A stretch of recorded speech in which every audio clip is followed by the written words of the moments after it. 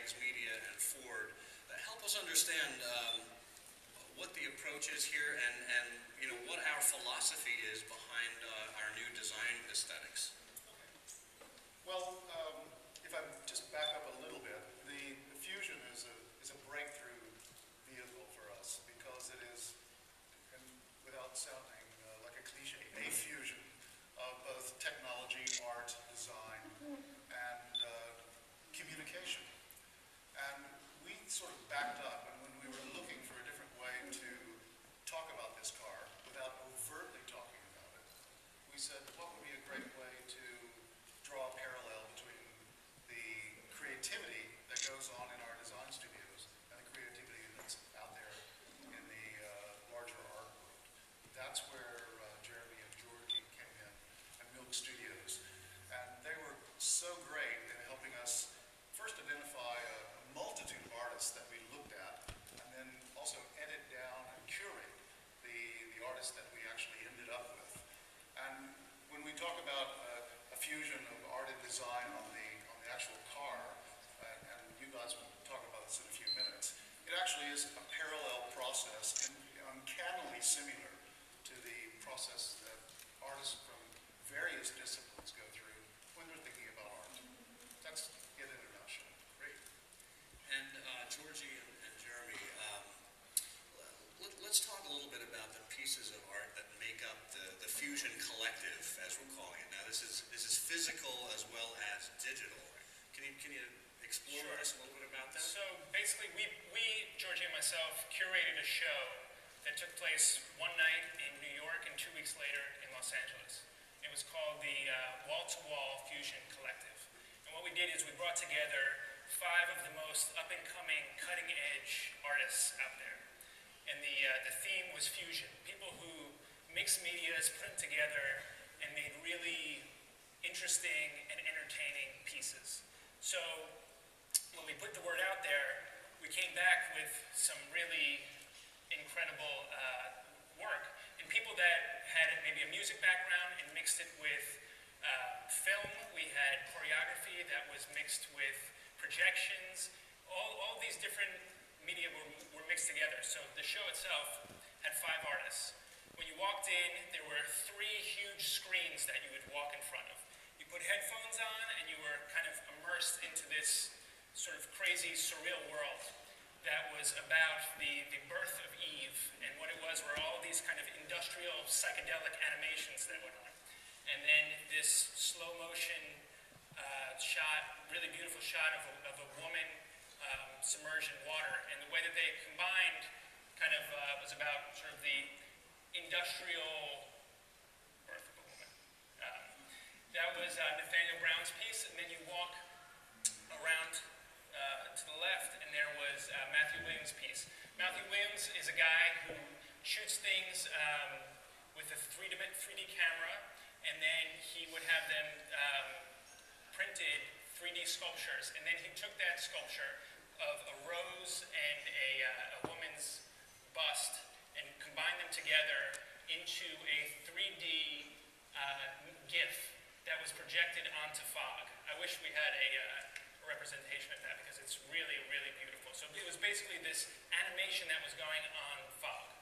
Then across from that piece, we had this performance that happened 3 times a night. Because the whole thing was we wanted the show to be really entertaining. We wanted it to be like a modern carnival that used technology in surprising ways. So there's this group from LA called Wife, and it's 3 dancers. They all dressed in all-white kabuki-style outfits. And then suddenly projections would hit them, and this crazy music would go on, and they would do this syncopated dance about, it was like kind of an old Japanese folk tale about a puppet that was possessed. It was incredible. You've all heard of it. Yeah, you guys know that one. And then Cyril's piece, as you see here, which he will explain more about, which also doubles as a DJ booth.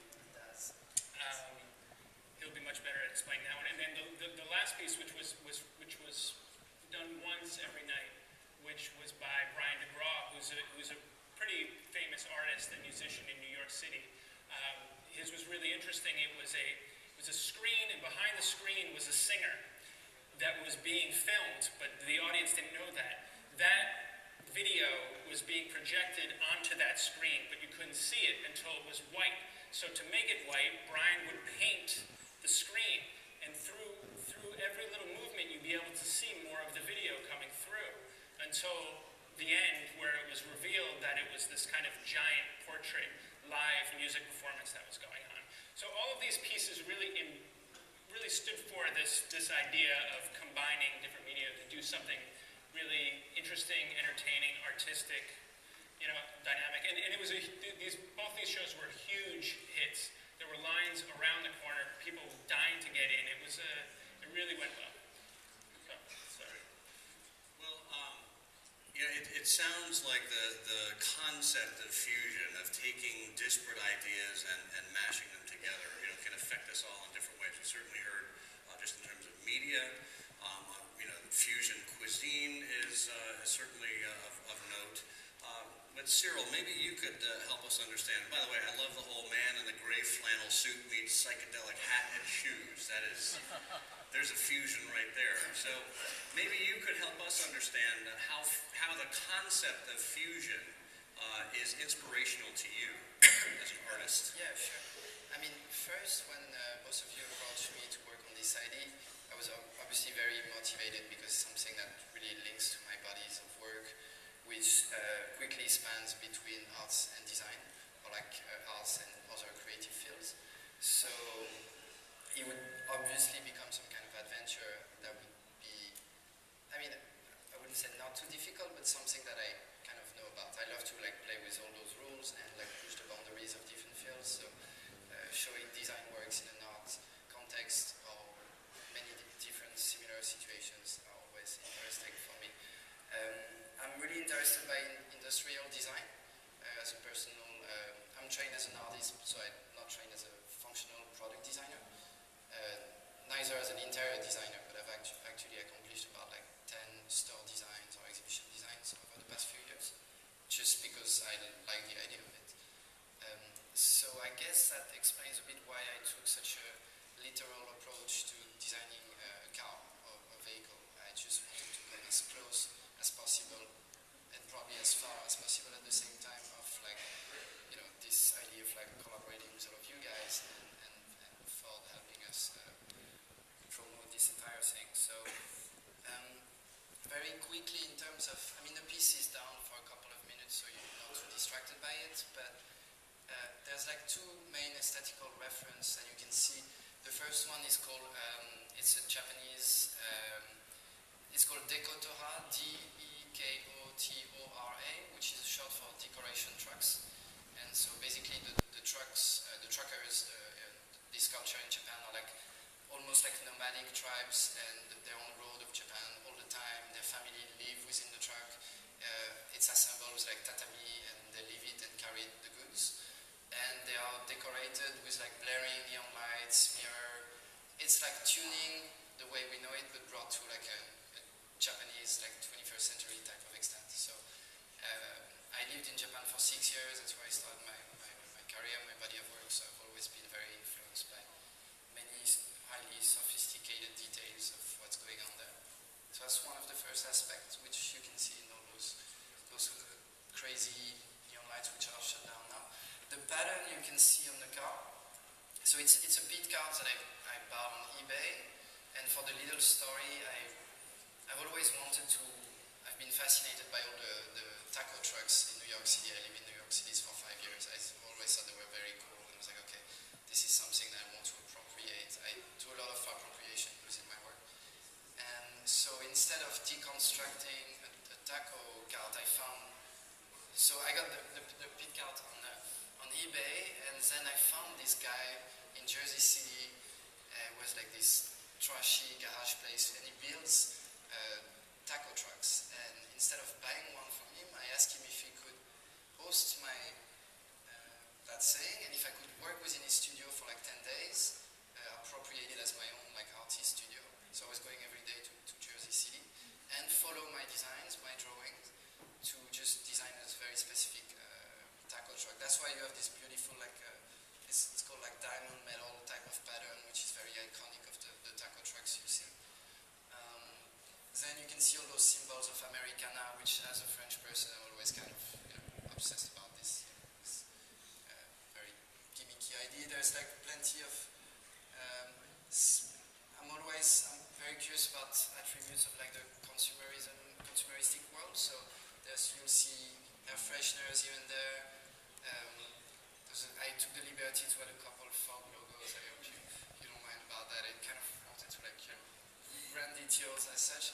And for those of you who have like a bit of interest in like for example, the fashion world, there's like mats and like a steering wheel by Ed Hardy, which is this very bizarre tacky brand made by a Frenchman, which is extremely popular. He made like millions, and I'm sure he's doing really well selling those car mats and stuff. So I've been using a lot of ready-mades and industrial design, and I mean it's industrial design, but it's also made by hand. I haven't done anything much myself, but I was just coordinating with a bunch of people, buying the LED in Chinatown where I live in New York City, creating them here and there.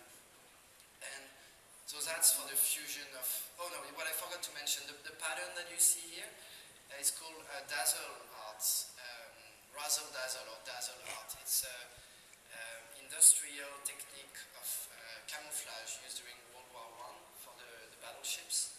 So if you Google about it, you'll see those gigantic battleships painted in the same pattern.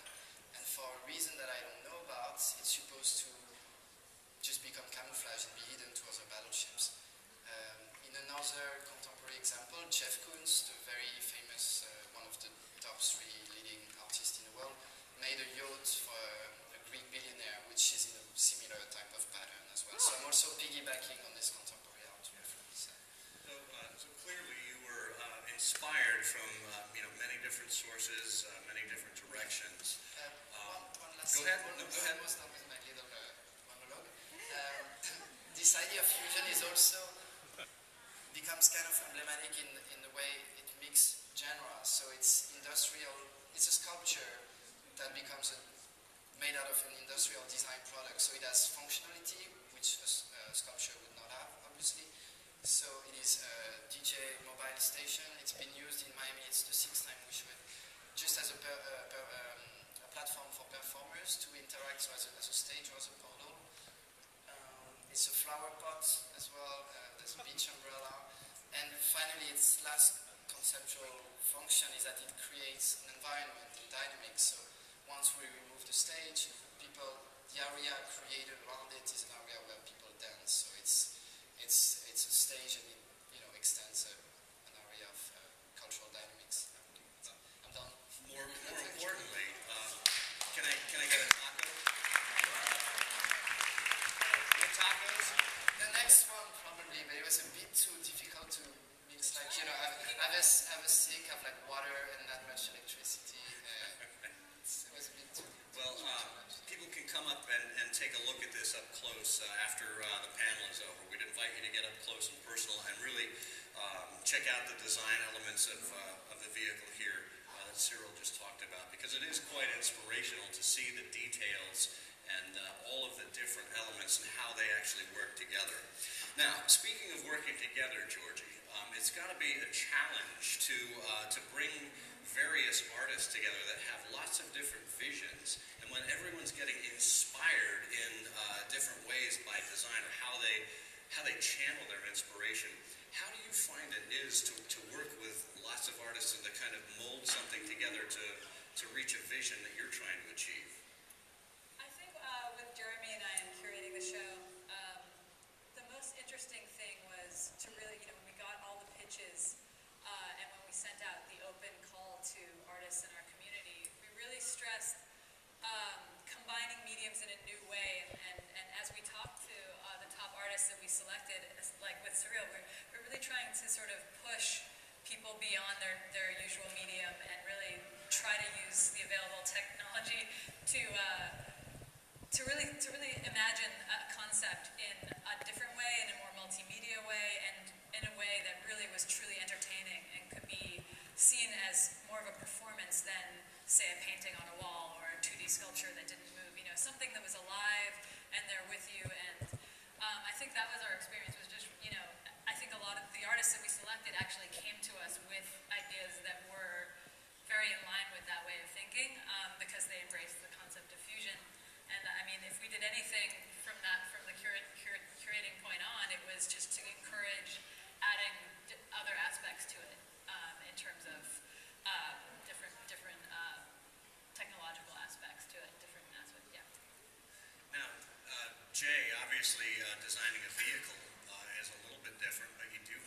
take into account the technological aspect, the engineering, the design. Can you explain to us and kind of bring us through how these different inspirations for design come together? Yeah. I really like what I call a cultural smash-up or a cultural mashup. And there's a guy I know out in Los Angeles called Marcus Walker, who is a dreadlocked Scotsman living just south of downtown Los Angeles in the warehouse district. And as a Scotsman living in the United States, he's a fantastic Porsche fanatic. He's probably got about every Porsche made from 1964 until 1973 or 74. And what he does is he hot rods them. So the cultural smash-up or mash-up there is this Scotsman living in LA, working on German cars, and then uniquely giving them an American hot rod bent. And I think that's what makes life interesting. We are fortunate enough inside of Ford Motor Company to have about 1,100 designers from about 27 different countries. And I think what makes the Fusion, in a weird way, uniquely American in a strange way, is that it's a melting pot of the ideas with all those people that worked on it. So when you get people from different cultures with different points of views, different backgrounds, and different experiences, it just makes the whole thing a lot more interesting to work on, both in terms of process, but also in terms of the outcome. So just to start to answer your question, the interesting part of the Fusion, first and foremost, is that everyone notices that this car has a slight European feeling about it, and that comes from all the people that I mentioned working on it. It's the thing that draws people in, and I think makes them notice the car. What makes them, I think, fall in love with the car is that it also has a fabulous technology story, particularly when we get to the Fusion Energy Hybrid with 100 mile per gallon equivalent gas mileage. It's also got a great connectivity story. So you get these sort of entry-level emotions that say, I love the car. Oh, by the way, I can justify the car because I can see myself driving a vehicle that gets 100 miles per gallon equivalent. Therefore, that's a reflection of who I am and my values. I love to be able to communicate with my friends. I can justify this car in my driveway without being ashamed of the fact that I bought a green car that actually doesn't look like an automobile. Very good. So, we've each, in some way, as we've gone down the road here, talked about technology and its role in design. I think that's really interesting because we are really living in a time of great technological change and evolution. It's happening very quickly. Jeremy, can you tell us a little bit about, and you described it a little bit in the setup, but in more general terms, about how technology is starting to break barriers in media and the arts together. Yeah, well, technology was really important for this wall-to-wall show because it was only a one night, well, it was 2 nights, but 1 night in New York, 1 night in LA, and we wanted as many people to experience the show as possible. So what we did was we created a Tumblr site where all the artists from the show were able to upload their inspiration and their process of making their work, and so that people in Ohio could actually be a part of the process and see what these artists were struggling with, what they were working towards, and at the same time we were making short films about the process. And because of the web and being able to get that out to people, there was this natural build-up where people were able to really experience the piece. And same with the show itself. We made these really beautiful and informative films that showcased the actual event so that you could feel like you were there yourself. And just being able to share that with anybody, with my 25-year-old cousin in New Jersey who's like, wow, that was a great show. He would never be able to get in there, but he's able to experience the whole process. Yeah. And Cyril, how about from your perspective, being able to share your art globally now via technology, how have you seen the mashup of technology and art come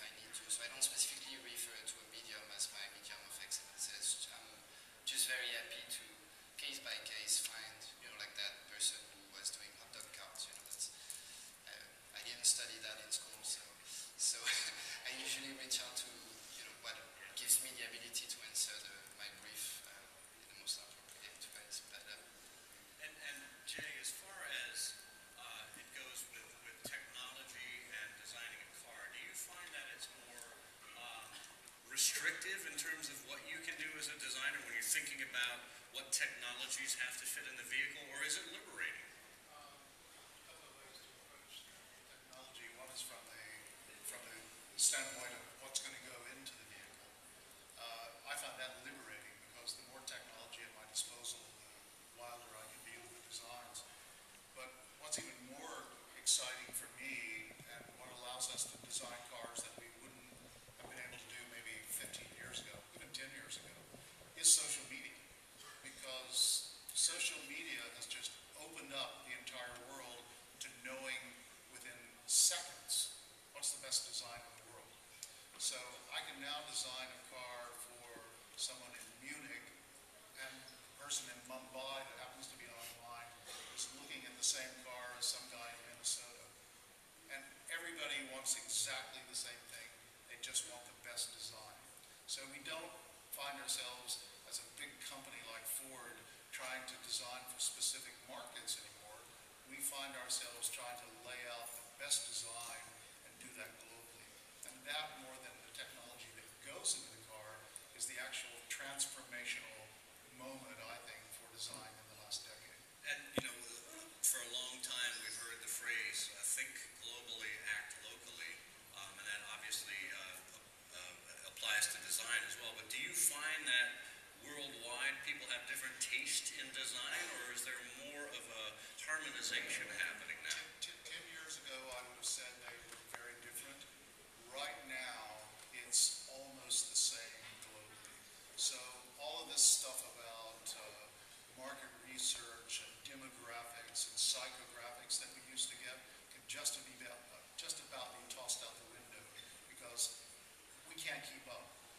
Everybody that's online on a daily basis communicating with each other knows far more about what they want and frankly what everyone else in the world is after than we can follow. Yeah. So it's a fantastic eye-opener for companies, and it's the best time to be a designer. That's great. Great. Well, we're going to open it up for questions here, and